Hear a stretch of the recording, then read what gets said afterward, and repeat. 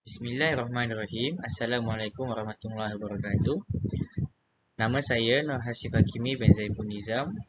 Nombor metrik 17 DKA 20F 2031. Hari ini saya nak menceritakan tentang peradaban kontemporari, membina peradaban dan kacukan. Pengenalan. Peradaban sistem di tahap perkembangan sosial sesuatu bangsa. Contemporary, pada masa yang sama, semasa iaitu perkara yang sedang berlaku dalam tempoh masa yang sama, kemajuan yang berlaku pada masa kini. Globalisasi, dunia tanpa sepadan, kesan daripada kemajuan teknologi maklumat dan komunikasi. Seterusnya, membina peradaban kecukan global. Globalisasi, dunia tanpa sepadan akibat kemajuan teknologi maklumat dan komunikasi. Kecukan global adalah salah satu daripada globalisasi yang dibawa oleh budaya luar, sama ada barat atau timur. Perkara ini mempunyai kesan dan impak yang positif dan negatif. Perkembangan ini dapat memasuki keseluruhan negara tanpa batas melalui perkembangan teknologi dan media sosial. Hegemoni dan globalisasi barat terbahagi kepada banyak cabang. Media, politik, sains dan teknologi, sosial, ekonomi dan hak asasi manusia. Pengenalan tentang hegemoni dan globalisasi barat. Pada abad ke-20 dan 21, kita telah melihat perkembangan pusat sains dan teknologi maklumat yang semakin maju dan luar biasa. Tambahan pula, seiring dengan kemajuan proses globalisasi dan dorongan kuat teknologi maklumat dan revolusi komunikasi yang telah menjadikan kehidupan manusia semakin pantas dan kompleks. Akan tetapi, kita telah menyaksikan kemelut kemanusiaan pada saat kritikal dan tragis. Wabak penyakit yang menular, terorisme global, perang saudara yang berterusan, dan pelanggaran hak asasi manusia. Sebelum ini, kebangkitan tamadun barat mula menampakkan taringnya selepas kejatuhan kerajaan Islam. Spanyol sekaligus telah membuka era baru kepada dasar penguasaan barat terhadap negara lain, terutamanya negara Islam melalui dasar globalisasi ala barat ke seluruh dunia.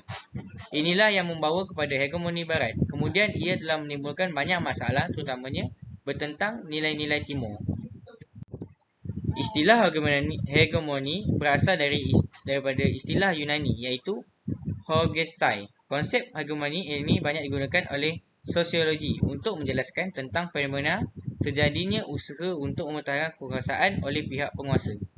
Menurut teori Ramses 1891-1937, hegemoni dikaitkan dengan konsep hubungan antara kelas masyarakat tertentu, iaitu kelas-kelas yang lebih dominan dan monopoli kelas-kelas lain dari segi ekonomi, budaya dan moral. Ia menggambarkan suatu hubungan yang bersifat monopoli dan dominasi antara kelas masyarakat, atasan dan bawahan dan dalaman sebuah negara bangsa. Hegemoni boleh didefinisikan sebagai dominasi oleh satu kelompok terhadap kelompok lainnya dengan atau tanpa ancaman kekerasan, sehingga idea-idea yang ditekan oleh kelompok dominan terhadap kelompok yang didominasi yang wajar, common sense. Lihat juga. Sekian saja daripada saya. Assalamualaikum, saya Muhammad Alif bin Muhammad Zawawi, nombor metrik 17 DKA 20F 2999. Di sini saya ingin membentangkan media, iaitu penguasaan dan peranan media berkaitan dengan hegemoni dan globalisasi. Hampir keseluruhan media cetak dan elektronik dikuasai oleh masyarakat Yahudi dan Barat. Berita yang disampaikan adalah berdasarkan persepsi mereka. Pluralisasi media juga diperkenalkan oleh Barat menjadikan media komunikasi sebagai alat utama yang mampu menyebarluaskan segala maklumat. Oleh kerana Barat menguasai media komunikasi dunia, segala berita dan maklumat yang disiarkan di seluruh dunia ialah berpihak kepada mereka dan menindas mana-mana negara yang tidak berkongkol dengan mereka, khususnya negara Islam. Yang jelas, media massa kapitalis di Barat dan sosialis di Timur telah mempengaruhi sepenuhnya media massa yang ada di dalam masyarakat Islam dan Arab. Mereka lah yang menerbitkan program-program yang menyebabkan kejahatan, memberi galakan untuk melakukan jenayah, menimbulkan keraguan terhadap akidah dan menghancurkan akhlak dan nilai-nilai yang murni. Kerana media di bawah kawalan mereka, segala berita dan maklumat tertentu menyelebahi mereka dan sebaliknya menindas musuh-musuh mereka. Misalnya agensi berita antarabangsa terutamanya Amerika Syarikat menentukan dengan meluaskan bagaimana maklumat tentang peristiwa antarabangsa diolah dan dipersembahkan kepada masyarakat dunia. Manakala Hollywood pula merupakan pengeksport komoditi hiburan terbesar di dunia, Amerika memperolehi pendapatan melalui perkembangan ini sebanyak 20 bilion dan 70% adalah anggaran luar Amerika Syarikat iaitu dari negara-negara dunia ketiga. Seterusnya ialah politik. Politik iaitu kuasa politik dunia dikuasai oleh blok barat, berjaya menjajah negara yang lemah, mengundur yang tidak sehaluan dengan mereka. Menggunakan Pertubuhan Bangsa-Bangsa Bersatu PABB untuk mengelakkan kuasa mereka, sistem hubungan antara yang ada pada hari ini dicipta dan dikawal sebenarnya oleh Barat. Undang-undang antarabangsa yang dicipta menyalahi kepentingan Barat. Diplomasi politik juga telah tersebar luas di seluruh dunia dengan kehebatan penawaran ilmu dan teknologi komunikasi yang mampu menyebarkan segala maklumat.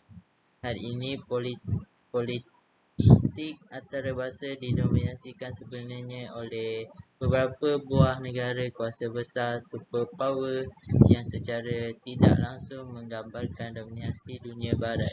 Kita dilihat saja contohnya di Iraq pada hari ini. Amerika Syarikat mendominasikan Majlis Keselamatan Pertubuhan Bangsa-Bangsa Bersatu PBB dengan kuasa vetonya bersama-sama dengan negara Rusia. United Kingdom telah bercampur tangan dalam politik dalam Iraq.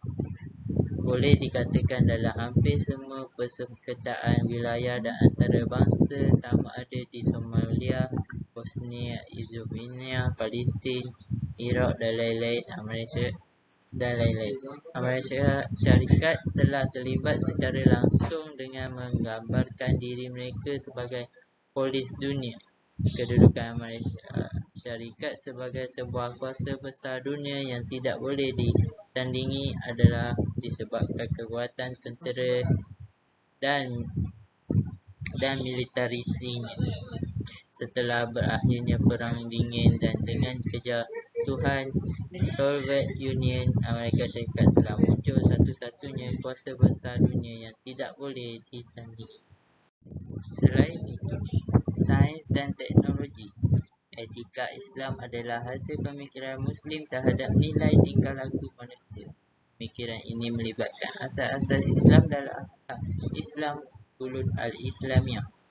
Ini juga sifat globalisasi yang berasaskan unsur sains dan teknologi merupakan tempis daripada kehebatan dan kecanggihan teknologi maklumat dan komputer serta teknologi komunikasi dan satelit yang mendominasikan ruang lingkup hidup manusia. Ini bermakna mana masyarakat di planet bumi terdedah secara terang-terangan kepada terabusan apa juga bentuk penyiaran asing tanpa boleh dibuat sebarang lapisan secara berkesan. Assalamualaikum warahmatullahi wabarakatuh dan selamat sejahtera. Nama saya Muhammad Ali Farid bin Muhammad Azani.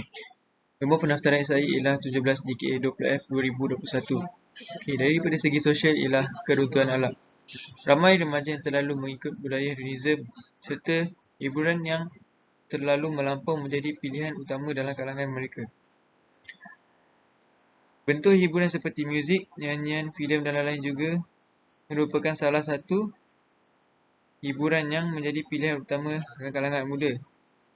Hiburan tersebut disebarkan di seluruh dunia sehingga menyebabkan hiburan tersebut ditiru dan diciplak tidak kira baik ataupun buruk dan tersebar terutamanya dalam golongan-golongan muda. Selain itu terdapat juga budaya hip-hop, skinhead, mafia, gangster dan rapper. Anak-anak ataupun golongan muda, mereka lebih cenderung untuk memilih barangan seperti Adidas, Louis Lee dan lain-lain kerana hanya untuk mengikuti fashion semasa sahaja. Ini menyebabkan kadang-kadang pemakaian yang kadang-kadang kala mencolok mata dan bebas mengikut kehendak sendiri. Hal ini menyebabkan ia jauh daripada pegangan orang Timur, di mana orang Timur lebih mengutamakan kesopanan. Anak-anak muda di Timur, khususnya Malaysia, berasa bangga jika pemakaian berjenama Barat dan mempunyai kelas tersendiri. Yang seterusnya ialah ekonomi. Daripada sudut ekonomi pula, Barat telah pun menguasai ekonomi dunia sejak dulu lagi. Menguasai ekonomi sama seperti menguasai dunia kerana mereka boleh manipulasi ekonomi dunia yang boleh menjejaskan ekonomi sesebuah negara tersebut. Selain itu juga, Barat telah pun menubuhkan kelab eksklusifnya iaitu G7, di mana kelab ini hanya boleh disertai oleh negara-negara maju seperti Jepun dan Perancis. Keadaan ini akan menyebabkan negara-negara yang memerlukan bantuan tidak akan dapat kerana disisihkan daripada negara maju yang boleh membantu mereka dari segenap aspek. Barat juga telah menubuhkan syarikat-syarikat multinasional yang beroperasi seluruh dunia bagi memastikan ekonomi dapat dikawal oleh Barat dengan menguasai ekonomi sesebuah negara tersebut selain mengaup keuntungan secara maksimum. Kesan daripada penubuhan syarikat tersebut, Barat telah menubuhkan World Bank ataupun International Monetary Fund (IMF) untuk memperkukuhkan penguasaan mereka dalam mata wang mereka supaya diguna pakai di seluruh dunia, khususnya apabila hendak melakukan perniagaan antarabangsa.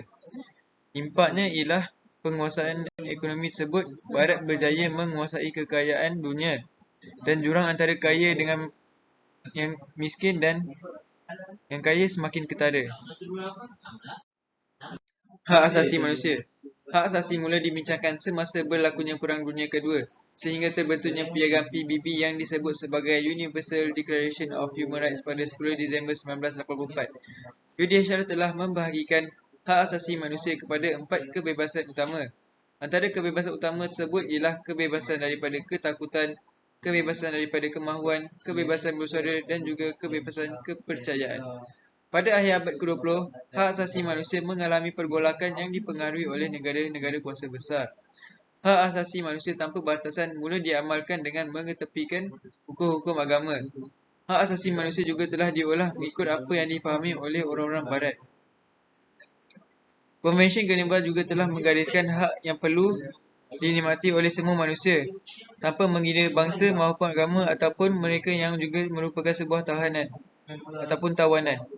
Deklarasi ini diterima oleh seluruh masyarakat dunia yang inginkan keadilan dan kesejahteraan. Itulah apa yang digariskan dalam hak asasi manusia. Terima kasih. Nama saya Muhammad Aziz bin Muhammad Sukri, 17 DKA 20F2039. Seterusnya ialah cabaran kontemporari peradaban manusia. Antara poinnya ialah masalah kemiskinan, pengabaian hak asasi manusia, keganasan, perubahan iklim dan teknologi perlu diselesaikan dengan tuntas. Pertamanya, gejalan kemiskinan. Pertubuhan Bangsa-Bangsa Bersatu telah meletakkan prinsip pendamatkan kemiskinan melampau sebagai matlamat pembangunan mampan SDG yang pertama. Cabaran yang kedua yakni pengabaian hak asasi manusia. Perbincangan hak asasi berakar pada konsep kebebasan menurut sarjana kontemporari Taufiq Ramadan. Kebebasan yang paling wajar untuk diberikan perhatian adalah kebebasan fisiologi, yakni hak untuk makan dan minum. Membawa kita kepada masalah keganasan yang begitu mewabak. Penafan kebebasan asasi seperti kebebasan politik, intelek dan fisiologi membuka pintu kepada keganasan. Antara poin kemiskinan ialah Pertubuhan Bangsa-Bangsa Bersatu telah meletakkan prinsip menamatkan kemiskinan melampau. Kedua, 10% daripada populasi manusia hidup dalam kemiskinan. Seterusnya, kemiskinan merupakan fenomena yang diberi keutamaan untuk dibanteras. Dan yang terakhir, pendidikan turut berperanan sebagai penyelamat. Seterusnya ialah keganasan. Poin yang pertama, masalah keganasan yang mewabak. Kedua, penafian kebebasan asasi. Ketiga, tekanan psikologi dan pengalaman traumatik. Dan yang terakhir, kebebasan intelek yang disekat. Assalamualaikum dan selamat sejahtera. Saya Wan Muhaimin Wai bin Wan Sulaiman, 17 DKA, 20F, 2042. Hari ini saya ingin menceritakan tentang perubahan iklim di zaman hegemoni dan globalisasi barat. Antara perubahan iklimnya adalah tergolong dalam kategori mudarat yang terasa daripada pengabaian makosid. Yang kedua adalah pengabaian maksud hifz al-bi'ah yang bermaksud pemeliharaan alam. Yang ketiga adalah membuka pintu kepada manipulasi alam oleh manusia. Seterusnya, perubahan iklim akan mengakibatkan pencemaran dan kemusnahan alam sekitar. Pencemaran yang dilakukan oleh manusia menyebabkan lagi proses memudarat di perubahan iklim yang seterusnya adalah pelepasan gas rumah hijau yang tidak terkawal, dan terakhir adalah pengamalan industri yang tidak mesra alam. Seterusnya adalah teknologi. Poin pertamanya adalah cabaran terhadap survival manusia. Yang kedua adalah teknologi juga mampu mengakibatkan mudarat sekiranya tidak dipantau. Yang ketiga adalah dominasi perkakas visual. Dominasi perkakas visual telah merampas masa bersosial dan kecerdasan manusia. Dan sekiranya dibiarkan, kepintaran buatan AI akan mengambil alih sebahagian besar pekerjaan manusia dalam satu dekad. Kepintaran buatan AI akan mengambil alih sebahagian besar pekerjaan manusia seperti robot-robot yang akan dicipta suatu masa akan datang dan akan mengurangkan peluang pekerjaan terhadap manusia. Kesimpulan yang kita dapat daripada hegemoni dan globalisasi barat ni adalah yang pertama, kepentingan peradaban global terhadap Malaysia. Yang kedua, kesimpulan dalam membentuk peradaban kebajikan global di Malaysia. Terima kasih. Assalamualaikum dan selamat sejahtera. Nama diberi Zarif Ashraf bin Zamri, berkat matrik 17 DKA 20F 2017. Hari ini saya akan membentangkan tentang kepentingan peradaban global kepada Malaysia. Kepentingan peradaban global kepada Malaysia terbahagi kepada 4. Yang pertama, mewujudkan kesedaran kesatuan dan kejujuran masyarakat Malaysia. Yang kedua, mewujudkan hubungan baik antara kaum. Yang ketiga, berfikir secara bijak untuk mencekalkan kejadian yang tidak diingini. Contohnya, peristiwa 13 Mei 1999 dan peristiwa Kampung Medan.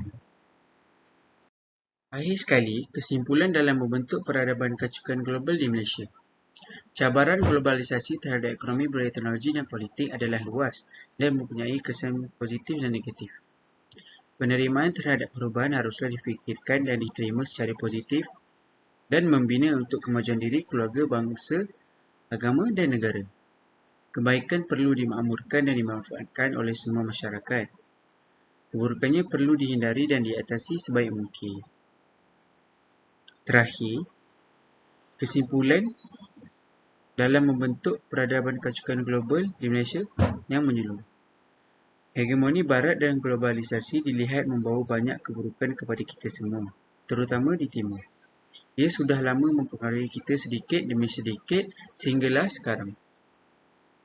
Pelbagai punca dan sebab berlakunya perkara tersebut seperti fenomena kebangkitan semula perasaan ingin menguasai semula pengaruh barat kepada masyarakat dunia. Kuasa barat yang mempunyai semangat dan dasar-dasar tertentu, barat ingin menguasai mata wang dan ekonomi dunia, mempunyai ideologi untuk merosakkan masyarakat dunia, keadaan ekonomi yang lemah dan sebagainya. Kini budaya barat telah meresap dalam jiwa setiap remaja pada masa kini. Contohnya budaya hip-hop yang terhimpun di dalam beberapa budaya lain seperti rapper, graffiti dan lain-lain. Budaya ini merupakan simbol keruntuhan majoriti masyarakat barat, khususnya dalam pergaulan, bebas dan hiburan yang melampau. Ia juga merupakan simbol budaya bagi kebanyakan disko-disko dan kelab-kelab malam di dunia barat, khususnya untuk para remaja. Justru itu, budaya barat membawa banyak keburukan seperti kemusnahan keluarga, kehilangan maruah, jati diri tiada, kegelisahan jiwa, kecaruan akal dan jenayah dan ketakutan. Malah ia telah memberi kesan daripada sudut media, ekonomi, politik, sosial dan juga hak asasi manusia. Tambahan pula, ia berjaya menghakis budaya Melayu dan Islam. maka jelaslah bahawa tamadun barat tidak mampu untuk menjadi contoh tamadun yang sempurna kerana ia dibangun secara asasnya di atas dasar materialistik. Ini menyebabkan ketandusan nilai-nilai kemanusiaan dalam tamadun barat.